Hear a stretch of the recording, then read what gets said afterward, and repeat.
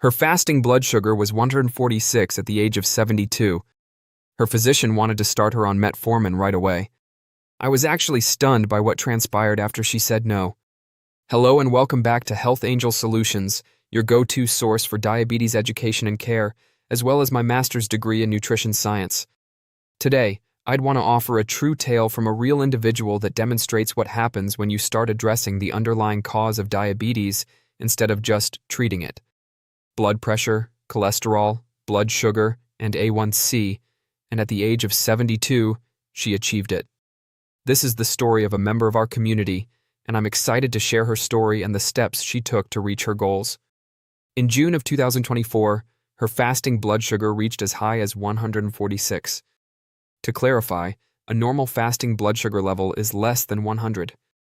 The diagnostic cutoff for type 2 diabetes is 126 or higher on 2 different tests, whereas prediabetes is defined as 100 to 125. Her doctor said, "You need metformin now, A1C, blood sugar, cholesterol, and blood pressure." And she succeeded at the age of 72. This is the story of one of our community members, and I'm excited to share her story and the actions she did to reach her objectives. In June 2024, her fasting blood sugar was as high as 146.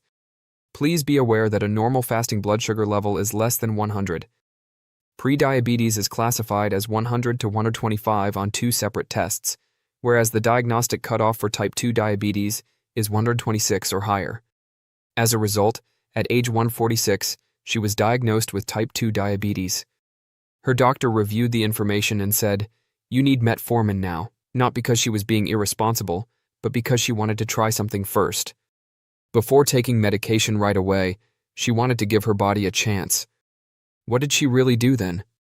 There are 3 things. Her nutrition was altered. She began taking berberine. She also maintained her consistency. That's all. No hunger, no rigorous diet, and no insane exercise regimen. The dietary modifications that reduced insulin resistance.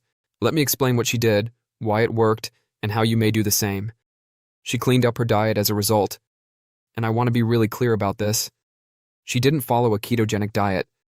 She didn't eliminate all carbohydrates. She implemented focused, long-lasting reforms. She began using olive oil instead of butter as her primary cooking fat. She cut back on processed meals.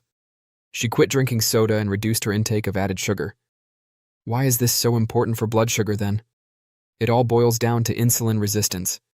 Consider your cells as a lock and insulin as a key. That lock rusts when you have insulin resistance.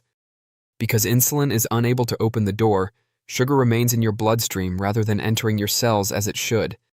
Excess saturated fat is one of the main causes of that rusty lock. According to research, diets heavy in saturated fat hinder insulin signaling in liver and muscle cells, which makes it more difficult for your body to remove glucose from your blood. She began unlocking the lock when she substituted good foods and olive oil for processed foods and bad fats. In particular, olive oil deserves praise. Rich in polyphenols, good fats, and monounsaturated fats, it has been shown to increase insulin sensitivity and lower inflammation in individuals with metabolic diseases, including type 2 diabetes. Additionally, she shed 10% of her body weight. 10% is not a random number. Studies regularly shown that insulin sensitivity is greatly enhanced by decreasing only 5 to 10% of body weight. In those with type 2 diabetes and prediabetes, it lowers A1C and fasting blood sugar. She thereby achieved both that goal and her labs. It was evident in how berberine lowered blood sugar. She began taking berberine as her second action. 600 milligrams with food in the morning and 600 milligrams with food in the evening. That is precisely the clinically researched dose of 200 milligrams daily. Let me explain what berberine is and why it works if you've never heard of it. Berberine is a naturally occurring plant molecule that has been investigated in more than 50 randomized control studies for the purpose of controlling blood sugar. It functions by triggering the AMPK pathway. Consider it the master metabolic switch in your body. Your cells become more susceptible to insulin when it is activated. Your liver more effectively breaks down sugar and cholesterol, and your muscles extract more glucose from the blood.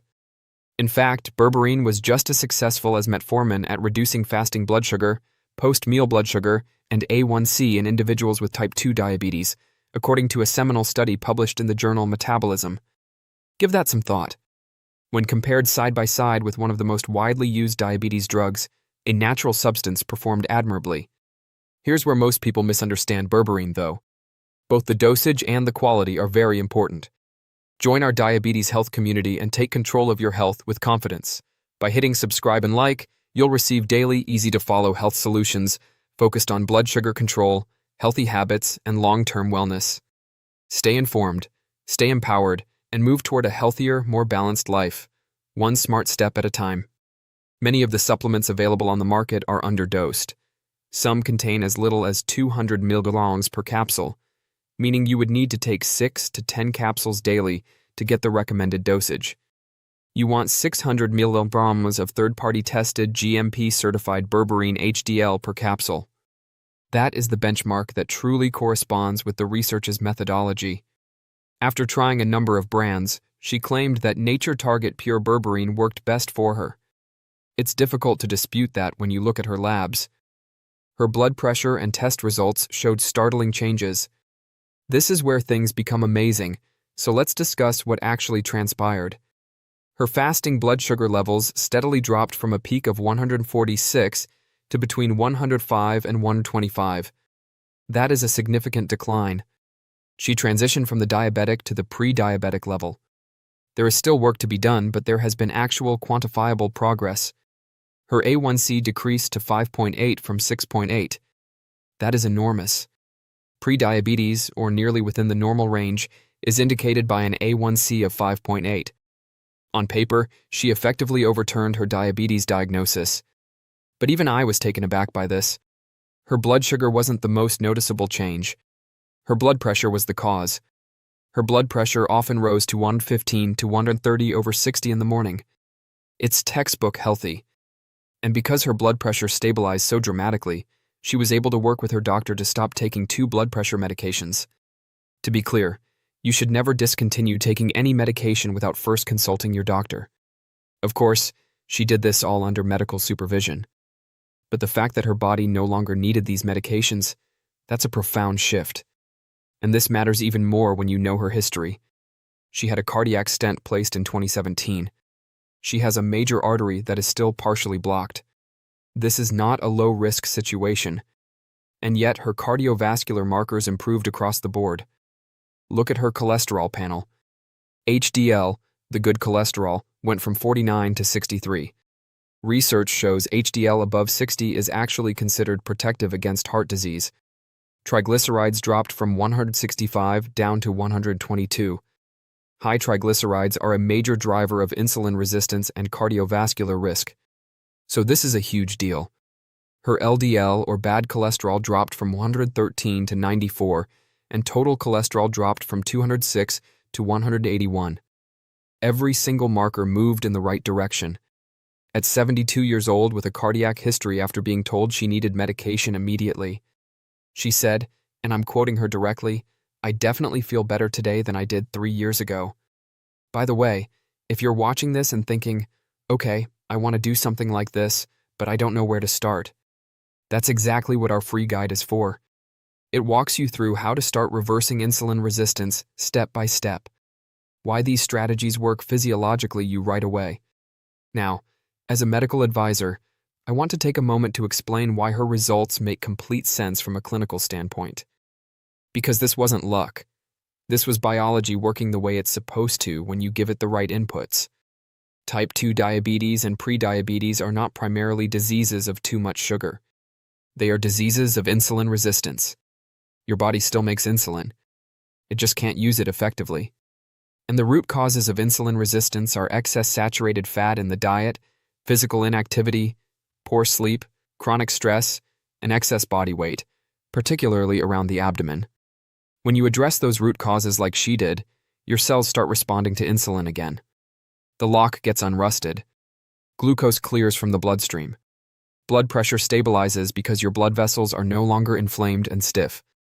Cholesterol improves because your liver is processing lipids more efficiently. Now, I know some of you might be thinking, okay, but she's just one person. Is this really repeatable? And that's a fair question. And the honest answer is, results always will vary. Not everyone will see the same numbers. Her results were exceptional. But the mechanisms behind what she did, reducing saturated fat, losing 5 to 10% of body weight, taking clinically dosed berberine consistently, these are not experimental. These are evidence-based strategies that have been studied in thousands of people. What made her story exceptional wasn't that she did something unusual.